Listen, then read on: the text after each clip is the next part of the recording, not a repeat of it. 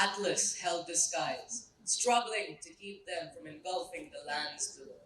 Using a seemingly divine skill, resilience. We now invite our speaker, Arnav Patil, to tell us more about this daily superpower. When you see someone on a humongous stage like this, do you think that he was just born to be a natural speaker and was able to make full on sentences when he was 3 months old? No. These people had to cultivate their skills to a higher level through opportunities and challenges. But how did these people overcome these challenges? What was the force that pushed these people into success? Well, this force is something that's inside all of us, but just needs to be excavated. This force is called resilience. Good morning, everybody. My name is Arnav Patil, and today let's talk about our superpower. But before we begin on our journey to resilience, it's crucial to understand what exactly is resilience. In life, there are many hardships, whether those hardships might be big, like your dog dying, or small, like you stubbing your toe. It is up to us to decide whether we let those hardships consume us or overcome them and move along with life. A better way to view this is that if we imagine a mountain and call that mountain life. On the top of the mountain, you have your goal, the thing you want most in your life, sitting on top, waiting to be claimed. And as you know, a mountain isn't just a flat plain, it's a terrain of ups and downs. The ups signify the opportunities, the challenges you take that improve and sharpen your skills. And the downs represent the setbacks, the hardships you face that bring you further away from your goal. I know this mountain may seem impossible to climb at first, but the first thing we should do is to think that everything and anything can be achieved. This is the first step in our journey to resilience. However, resilience won't be your easy ride to this mountain, but instead, it will give you the courage to face it with your eyes set on the goal. And understanding resilience seems simple, right?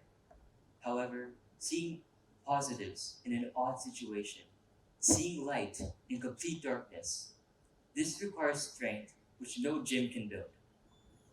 And while we may not be able to use a gym, we can take small steps into building resilience. With that first step being all about the mindset, more specifically, the perspective you have on things. We see successful people go through many hardships and challenges, but why do they do this in the first place? Why do they push themselves into struggle? This is because they don't see problems as problems, they see them as opportunities to learn. A better way to view this is to imagine a difficult problem in between two people. A normal person might say, I can't solve this, but a resilient person would say, I don't have the skills to solve this, but I can learn them. And though I'm still learning resiliency myself, I do have a self experience to share. And that was in fourth grade, when I decided to join karate class after seeing my sister become a black belt. However, when I joined, it was not as all what I expected. I wasn't able to keep up with the class speed, and I got my stances and forms all wrong. And inevitably, I got held back when I became a brown belt. But instead of seeing this as a roadblock for me becoming a black belt, I saw it as an opportunity to take action and improve.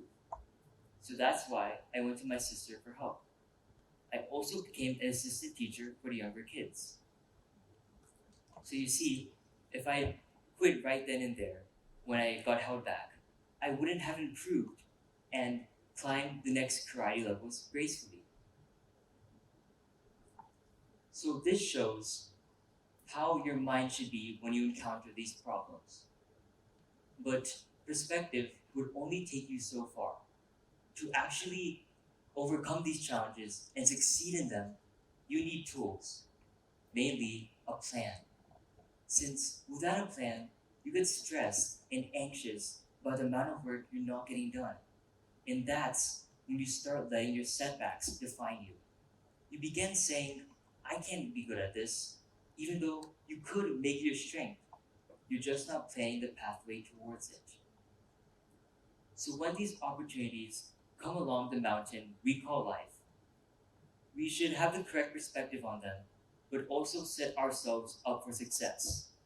Instead of climbing this mountain with just our feet, we should use tools to help us. Instead of just ramming your head into an opportunity, hoping that somehow it will guide us to our goal, we should make a plan. And making a plan itself needs resilience. But what about you? What is something that's keeping you up all night and preventing you from reaching your goal on the top of that mountain? And how can you use resilience to help you? Thank you. Thank you so much, Arnav. Now then, any questions?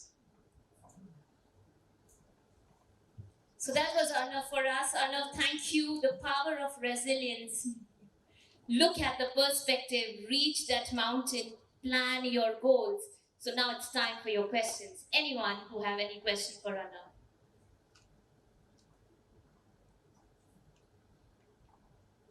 Yes, you can raise your hand if you have a question. Yes, please. So, do you have any tips on building the motivation to actually go ahead and make a plan to build your resilience? Good question. So, for building motivation, you should.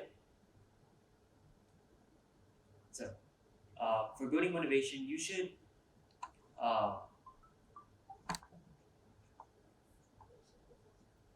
You can shift the perspective on how you see things.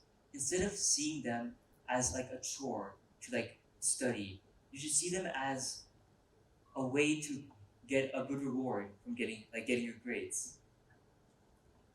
Thank Yeah. you. Thank you, Arnav. Anyone, any other question? Do we have any other question?